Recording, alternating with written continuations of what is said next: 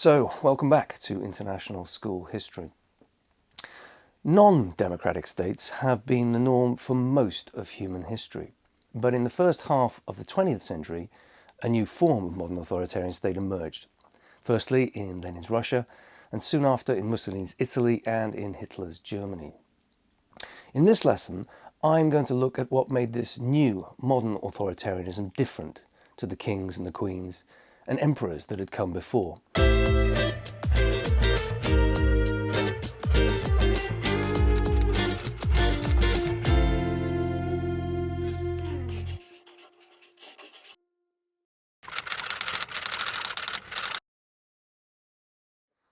Authoritarian regimes have always been important.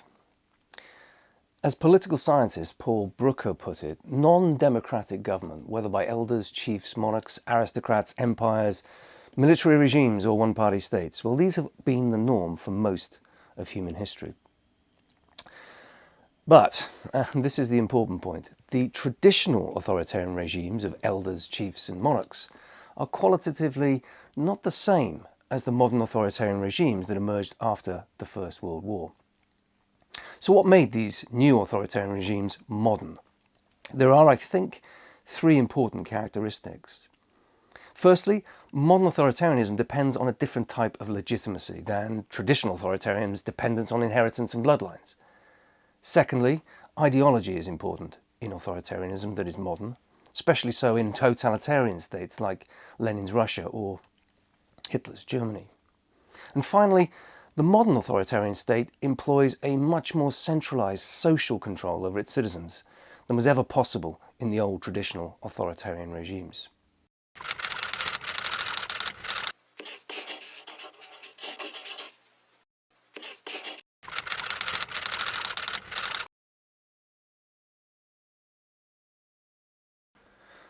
Firstly, modern authoritarian states are consciously modern.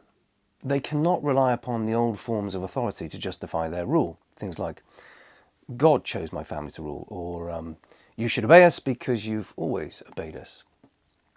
These justifications couldn't easily work for modern authoritarianism. Unlike hereditary absolute monarchs, such as the Tsar in Russia, the legitimacy of the Bolsheviks could not derive from rightful dynastic succession from father to son. I rule because my father ruled, because the Bolsheviks were revolutionary and new. Now, tradition is an enormously powerful emotional source of legitimation. Next time you meet the Queen of England, ask her to provide a rational justification for the job she does. It can't be done. The monarchy is simply part of the traditional fabric of the British state. Like Father Christmas and the Tooth Fairy, it exists because people believe in it and have done so for a very long time. So without tradition and bloodlines, how does authoritarianism justify its rule? This brings us to the second characteristic of modern authoritarianism, ideology.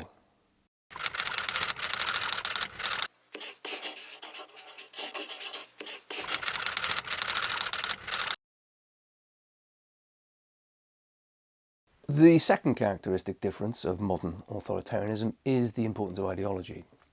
Now, as we've just seen, modern authoritarian states cannot claim a right to rule, legitimacy, through inheritance in a tradition, and neither can they claim legitimacy through popular consent. Authoritarianism is, by definition, not democratic. So this is why ideology is important. Ideology is a set of opinions or beliefs of a group of people, a worldview, that informs how these people act. Ideology can therefore provide a justification for authoritarian rule and a rejection of democracy. Now, at the end of the First World War, three rival socioeconomic and political models emerged. There was the capitalist liberal democracies of Britain and France that had come from a century of democratic struggle, and these provided the sort of dominant model of nation building in 1919.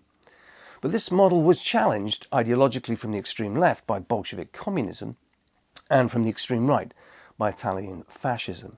Both rival ideologies rejected liberal democracy. It was one of their defining features.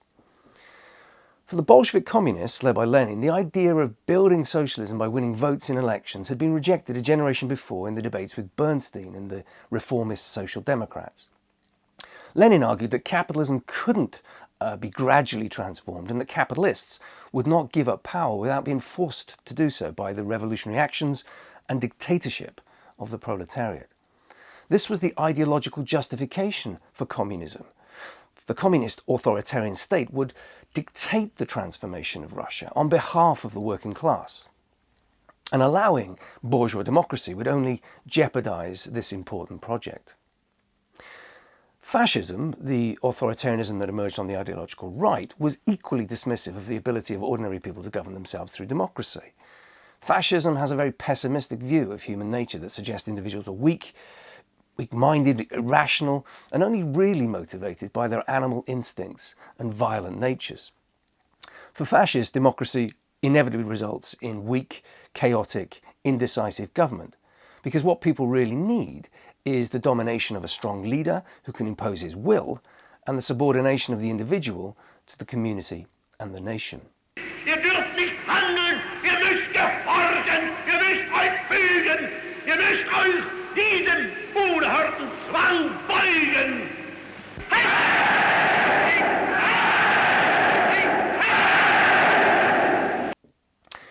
In both the communist and fascist variants then, the ideology dictates that the individual submits to the power of the state, which brings us on to the third characteristic of modern authoritarianism, the enhanced social control of the state over the individual.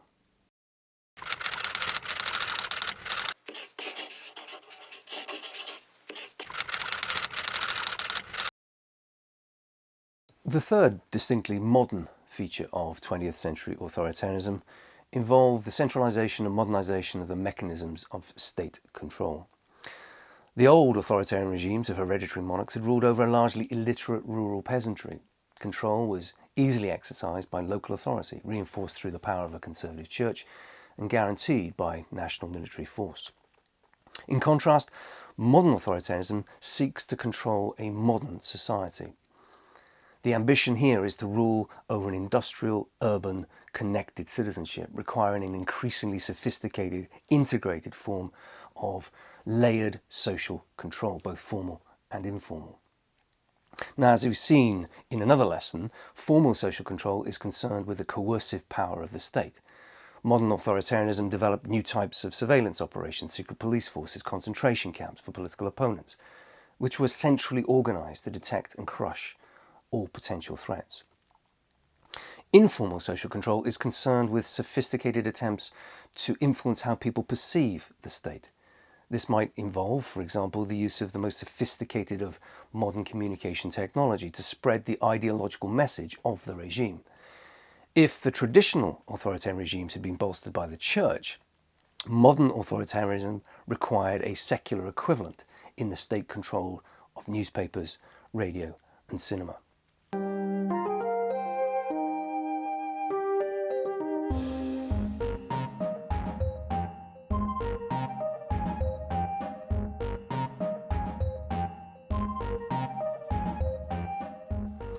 Informal social control is also important in helping us distinguish between mere authoritarian states and those with totalitarian ambition.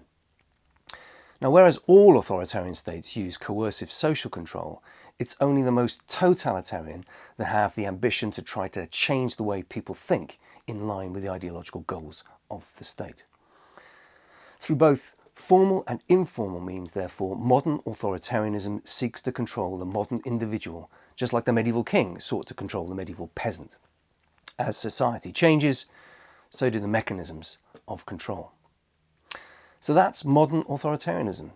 It cannot depend on traditional authority, but rather it uses ideology and a complex, centralized system of social control to achieve its authoritarian ambitions. Architecture of amnesia, scare the people with hysteria. Architecture